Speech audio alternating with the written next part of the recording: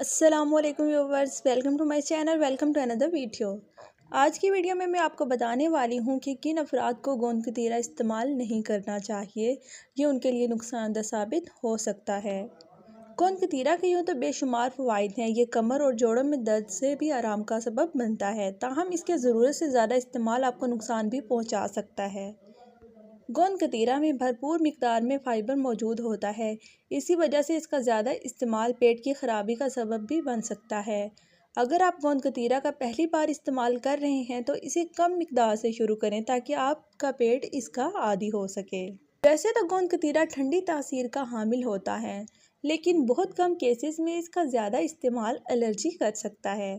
ग़िज़ाई माहिरीन ने पहले से ही किसी एलर्जी के शिकार अफराद को गोंद कतीरा के इस्तेमाल से गुरेज करने की हिदायत की है।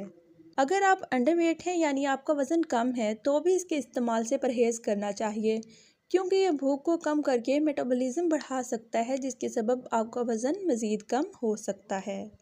शुगर के मरीज़ों को भी गोंद कतीरा इस्तेमाल करने से पहले अपने डॉक्टर से मशवरा लाजमी कर लेना चाहिए, क्योंकि ये जिस्म में शुगर की सतह को मुतासिर कर सकता है। गोंद कतीरा जिस्म में शुगर की सतह को कम कर सकता है और शुगर के मरीज़ों के लिए मसाइल पैदा हो सकते हैं। खुश रहें, आबाद रहें। अस्सलाम वालेकुम।